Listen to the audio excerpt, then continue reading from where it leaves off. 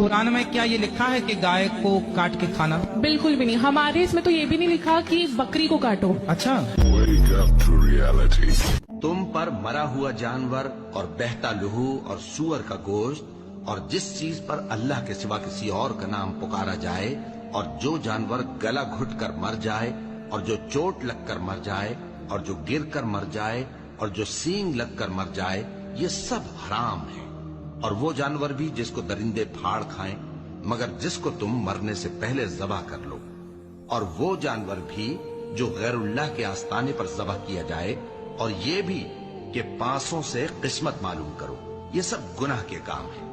آج کافر تمہارے دین سے نا امید ہو گئے ہیں تو ان سے مت ڈرو اور مجھی سے ڈرتے رہو. آج میں نے تمہارے لیے تمہارا دین کامل کر دیا ہے اور اپنی نعمتیں تم پر پوری کر دی اور تمہارے لیے اسلام کو بطور دین پسند کر لیا.